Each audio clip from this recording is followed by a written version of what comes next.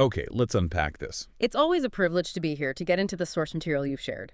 I have to admit, when I saw the topic for this deep dive, the Perizzites, my first thought was, wait, who were they again? Mm. They just don't have the big name recognition of the Hittites or the Jebusites. Certainly not the Philistines. And that anonymity, that very obscurity, is precisely where the real insight is hiding. Their story is, I think, a masterclass in subtle danger. That sets up our mission for today perfectly then. Right. We're going to try and move beyond just a simple historical mention. Right. The goal is to use this Bible essay as our guide, to explore why this seemingly forgotten people holds such significant spiritual lessons for us today. Especially how that failure to follow God's instructions completely, how it led to these profound long-term consequences for the whole nation. This isn't just a history lesson. No, not at all. It's a theological one. We're Yeah. really looking for those aha moments that are, ironically, hidden in plain sight, just like the Perizzites themselves. I love that phrase the essay uses, hidden in plain sight. Their name itself suggests they were, villagers or country dwellers. That's the idea, far removed from the big political centers. And that decentralized rural nature. It meant they weren't this immediate, obvious military threat. Which, paradoxically, made them far more dangerous. How so? Because they were more integrated into the daily life of Israel, they became this kind of constant, low-grade spiritual infection. Okay, so to really understand that infection, we have to start with the environment. Let's dig into the historical and cultural background first. Absolutely. Understanding who they were, where they were, and how they lived. It explains exactly why they became such a persistent problem that God said had to be completely removed. So let's start there. Huh. How were the Perizzites different from their powerful Canaanite neighbors? The difference is really striking, and the source makes it very clear. You have these other major groups like the Jebusites in Jerusalem or the Hittites. Right, known for their fortified cities, their walls. Exactly. Centralized power, impressive structures. The Perizzites were the complete opposite. They lived in rural, unwalled settlements. Just scattered across the landscape, they were farmers. Herders. So their entire economy was built not on, say, government and military power, but just on the basics. Yeah. Agriculture, livestock. Precisely. Their lifestyle was agricultural, and it was decentralized. They were focused on farming, raising their animals, and just localized trade between their own villages. So because of that, they just weren't on the political radar. They weren't. You don't find them mentioned in, Egyptian diplomatic letters. They weren't leading these massive regional wars. They were just there, rooted in the very soil that God had promised to Abraham. And their geography, their location, made it almost inevitable that they would get mixed in with the Israelites, didn't it? The essay points to their location in the Central Hill Country. And this is the crucial geographical point. They weren't off in some remote corner of the land. They were in the heartland of Canaan. You have to picture it. They were located right between what would become these key Israelite sites. We're talking Shechem, Bethel, Jerusalem, maybe even stretching down toward Hebron. Wow. So when the Israelites finally arrived, the land wasn't this empty territory waiting for them. It was a functioning, pre-existing system with people already deeply embedded in it. Exactly. Their dispersed villages meant that when the Israelites came in, the Perizzites were already woven into the physical and economic fabric of the land. You had fields, trade routes. They had established fields, they knew the irrigation systems, they knew the local trade routes. For Israel to fully separate from them and drive them out, that would have been incredibly inconvenient. It wasn't just a military act. No, it demanded a degree of commitment to God's command that went way beyond simple economic logic or convenience. And that inconvenience, that's often where obedience breaks down, isn't it? It's just easier to tolerate a problem if getting rid of it means a short-term loss. It demanded total, uncompromising obedience. And you have to think about the logistics of it. Right. I mean, Joshua takes Jericho or Ai. That's one big decisive action against one stronghold. But the command to drive out the Perizzites, that meant clearing dozens, maybe hundreds of these small integrated communities. It's the difference between storming a castle and fighting a widespread guerrilla war against people who are literally your next-door neighbors. That's a perfect way to put it. This brings up a practical question then about evidence. If they were rural, decentralized, without these massive cities, is there any archaeological evidence that specifically identifies the Perizzites? Or are we completely reliant on the biblical record here? That's an excellent, very thoughtful question, and the source material confirms that difficulty. Okay. Because they weren't urban, because they lacked a central bureaucracy, there's no clear material culture that we can point to. No specific style of pottery, no distinctive architecture, no administrative tablets that archaeologists can say, this is Perizzite. So the lack of evidence is, in a strange way, evidence itself. It is. The lack of a distinct archaeological signature is, ironically, totally consistent with the biblical story of their decentralized rural life. It really reinforces the idea that what we know about them comes almost entirely from the Bible. So their historical footprint is defined by what they lacked. No great walls, no big cities, which validates the Bible's description of them.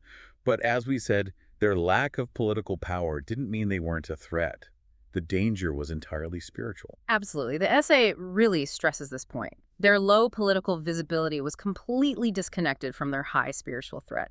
They were full participants in the corrupted religious practices of the wider Canaanite culture. And that was the dark heart of the problem. Can you elaborate a bit on those specific spiritual practices? I think it's important to understand the urgency of God's command. Well, Canaanite religion was really defined by an obsession with fertility, which was tied to the agricultural cycle they depended on. So they worshiped Baal, the god of storms and fertility, and his consort, Asherah. And this wasn't some benign nature worship. Not in the slightest. The essay points to the gravity of their practices. We're talking about systemic spiritual corruption. Temple prostitution as a ritual to encourage agricultural fertility, various forms of divination and sorcery, and the most horrifying practice of all, child sacrifice. Child sacrifice. Just hearing that, it explains why the command for removal had to be absolute. This wasn't just a different culture. It was an existential threat to the holiness of God's people. It was an affront to God's very nature, an absolute spiritual contamination. God's command to remove them was fundamentally an act of divine necessity and holiness. Because if Israel allowed that corruption to integrate into their daily life, Through coexistence, through intermarriage, it would have contaminated the spiritual DNA of the entire nation. It would have made them indistinguishable from the very cultures they were called to replace. And the purity of the line through which the Messiah would eventually come, it had to be preserved. which brings us to the bigger theological context here, the divine timetable. Their presence in the land wasn't random, was it? Even back in Abraham's day. That's the critical perspective the essay provides. Their presence in the land at the time of Abraham just underscores God's absolute sovereignty over the boundaries and the existence of all nations. You remember Genesis 15:16? Where God tells Abraham his descendants won't return until the iniquity of the Amorites is complete. Exactly. The Perizzites were part of that broader judgment. God was patient, allowing their wickedness to reach its full measure, but the judgment itself was inevitable. It was predetermined. So the promise to Abraham was an affirmation of God's authority over the rise and fall of peoples. It was. The removal of the Perizzites wasn't just some arbitrary military goal. It was set on a precise divine timetable, and it was meant to be a testimony to God's holiness, his justice, and his faithfulness to his covenant promise. They are a physical marker in God's redemptive history. That's a very powerful stage.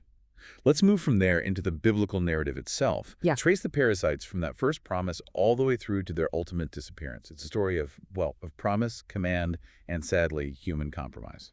And this timeline is so essential. It shows the full weight of Israel's generational failure to obey. So we start at the very bedrock, the anchor of the covenant in Genesis 15. This is their first appearance in Scripture. And it is absolutely foundational. In Genesis 15, God is establishing his unconditional covenant with Abraham. He details the vast extent of the land his descendants would inherit. And right there in the list, the Perizzites are explicitly named among the 10 peoples occupying that territory. So their inclusion there isn't just incidental. It makes them a covenantal target centuries before the conquest even began. It seals their fate within God's redemptive plan. It elevates their existence from just being a geopolitical fact to being a theological necessity. Their removal was predetermined because the fulfillment of God's promise required the clearing of the land. Moving forward several generations, we see them pop up again in Genesis 34 in a very different context during that really unsettling incident with Jacob's daughter Dinah. Yes, and this passage gives us a practical insight into their population and their localized power. After Simeon and Levi take that brutal revenge on the men of Shechem, Jacob is terrified. Right. And he rebukes his sons not just for the violence, but for the devastating regional backlash it could trigger. He warns them that their actions could provoke the Canaanites and the Perizzites to unite against him and destroy his family. Jacob's fear wasn't just hypothetical then. It implies the Perizzites were numerous enough to be a real military multiplier. Absolutely. They're shown here not as some tiny, insignificant village, but as a sizable population. They were capable of forming an effective coalition with other groups in the region. They posed a real threat to Jacob's small family. It confirms that their low visibility didn't mean they had a low population density. They were everywhere. Now let's jump ahead to the conquest itself.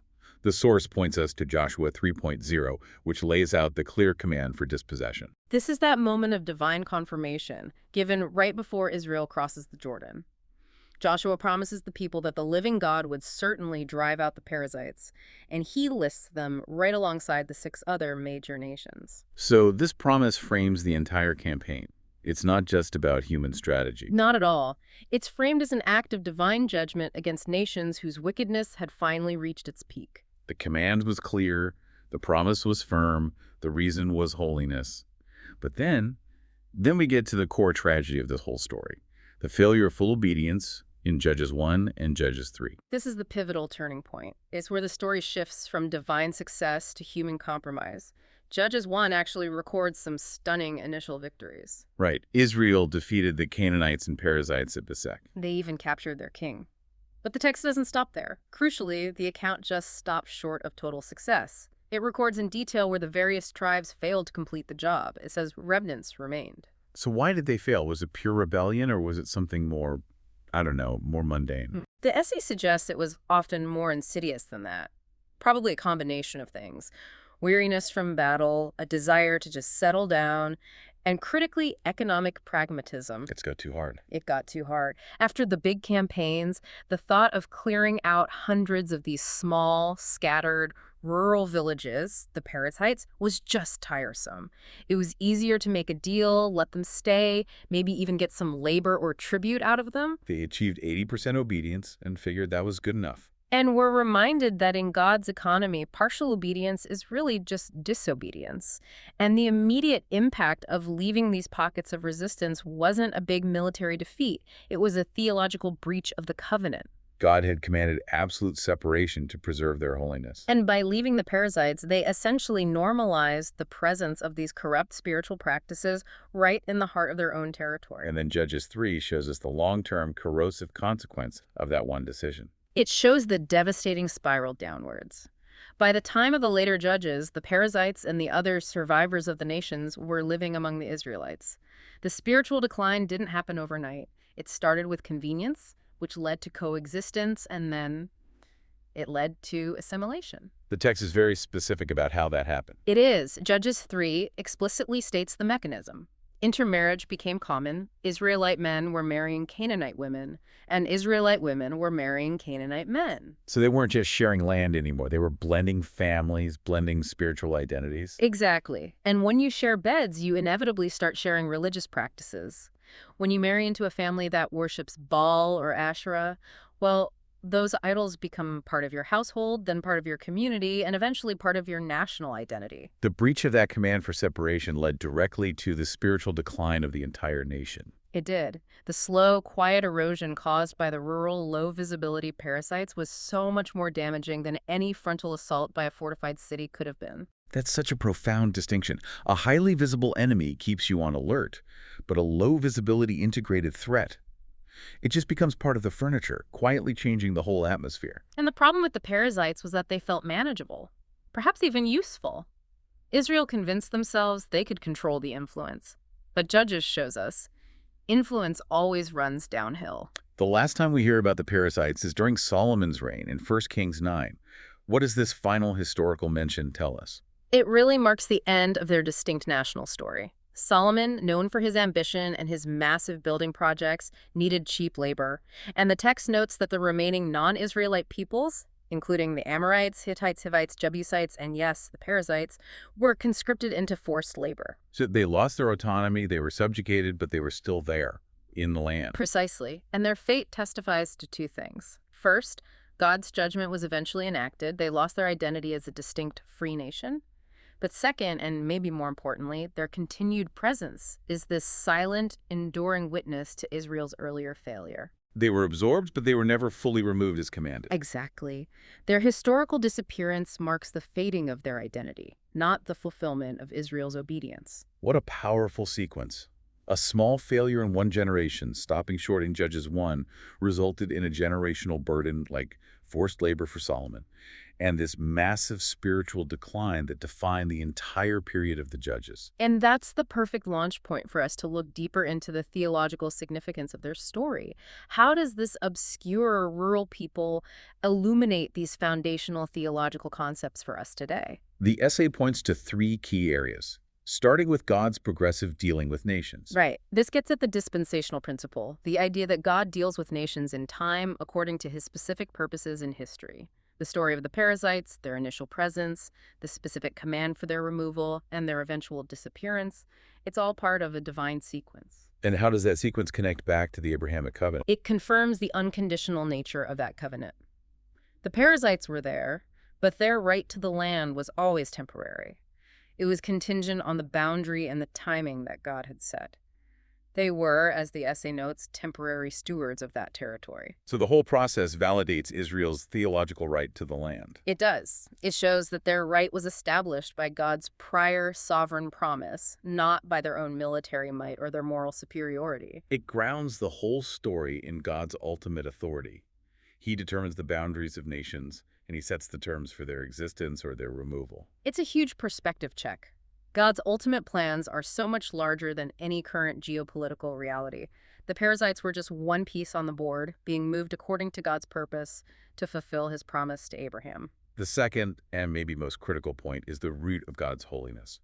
This gets to the why of that uncompromising command. And the why was singular: preservation.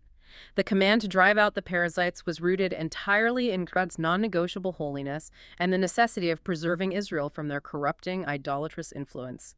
God was creating a nation to be a unique spiritual conduit to the world, and that conduit had to be pure. We talked about their worship Baal, Asherah, child sacrifice, but why couldn't God just tolerate them and trust Israel to stay distinct? Because God understands human nature and the power of proximity. Holiness requires separation. The pervasive, decentralized nature of the Perizzites meant the temptation wasn't external, it was integrated into the neighborhood, allowing the mingling of God's chosen people with people who practiced ritual prostitution and child sacrifice was.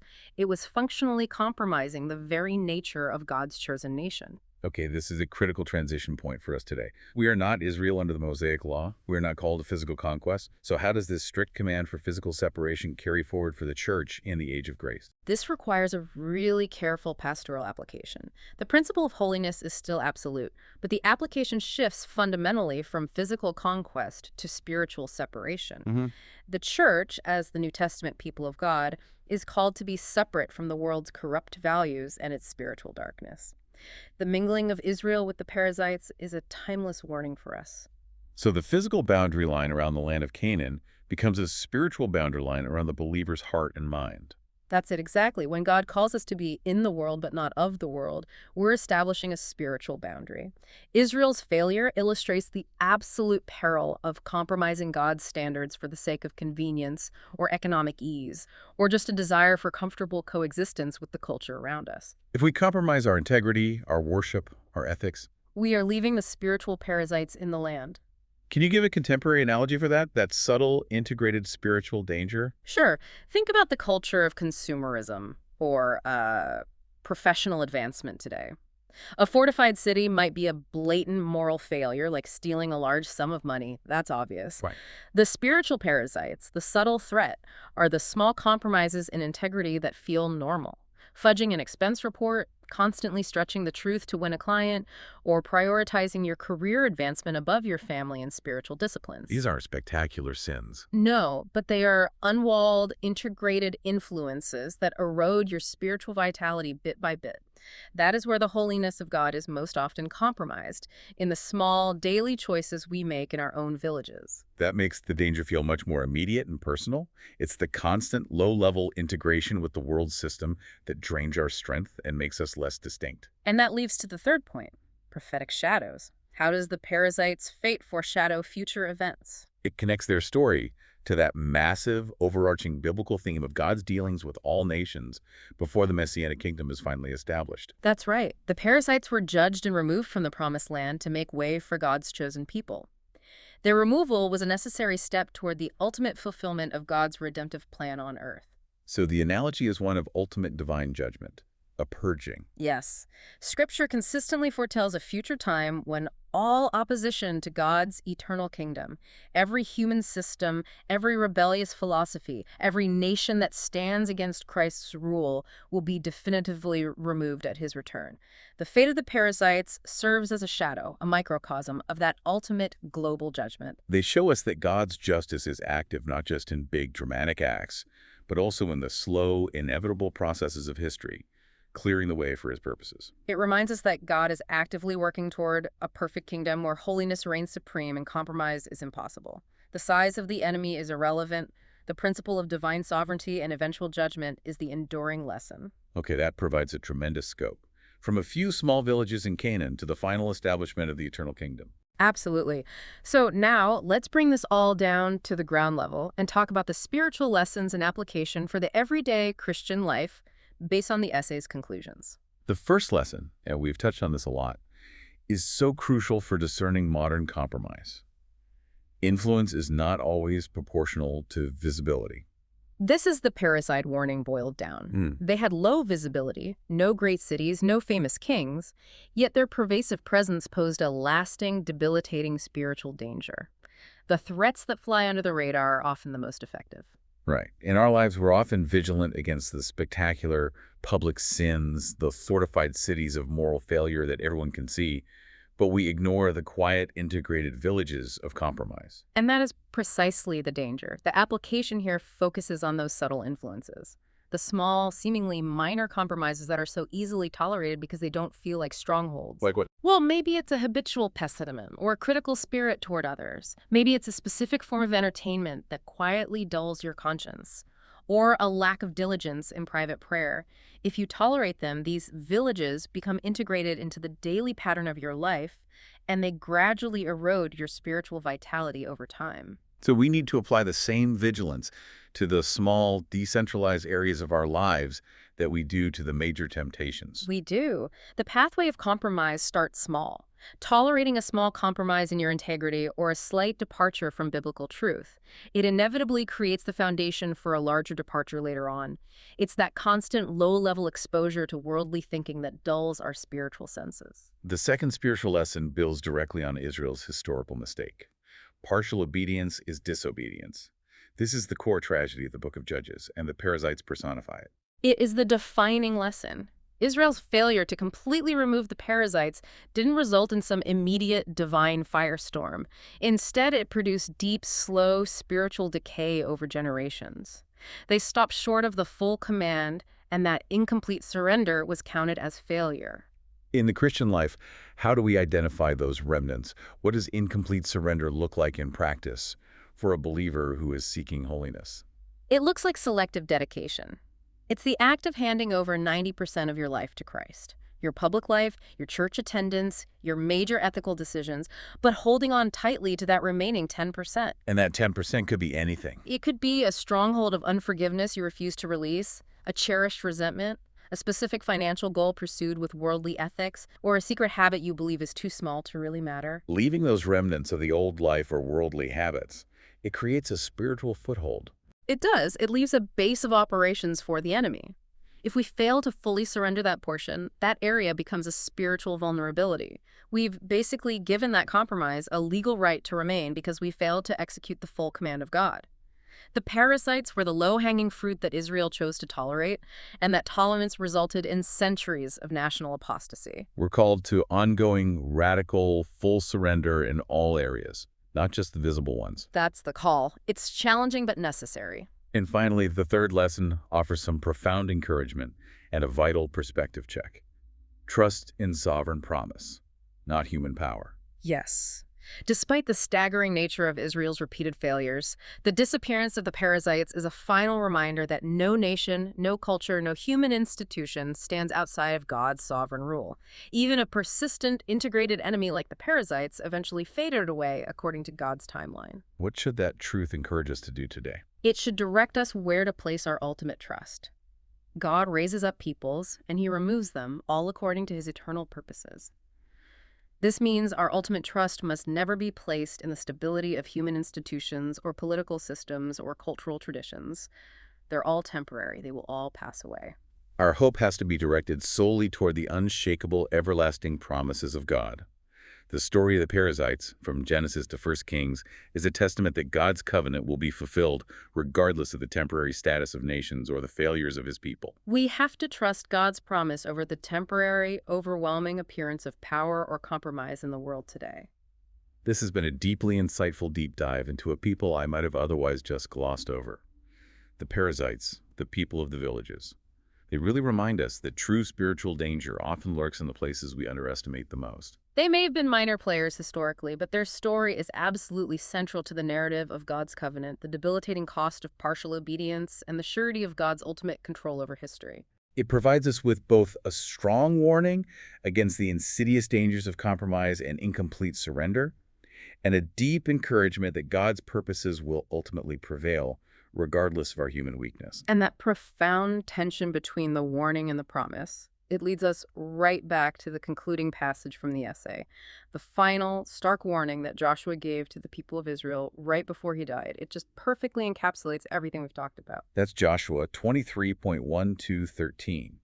And hearing this warning now, after walking through the history of the Perizzites, it hits with so much more weight. The passage says, "But if you turn away and ally yourselves with the survivors of these nations that remain among you, and if you intermarry with them and associate with them, then you may be sure that the Lord your God will no longer drive out these nations before you. Instead, they will become snares and traps for you, whips on your backs and thorns in your eyes until you perish from this good land which the Lord your God has given you." That is so heavy. The main warning is that the influences we tolerate, the survivors we allow to remain, they become actively destructive forces in our lives. Snares and traps, whips on your backs, thorns in your eyes. The things we fail to deal with become the sources of our future pain. They become obstacles to receiving the fullness of the inheritance God has promised. And the encouragement, conversely, is deeply implied. Hold fast to the Lord.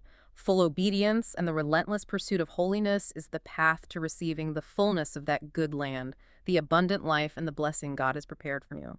May you be given the wisdom to discern those subtle influences, the parasites in your life, and the strength for full, uncompromising obedience. And may the Lord grant you the clarity to see where complete surrender is needed and the courage to pursue holiness in all things.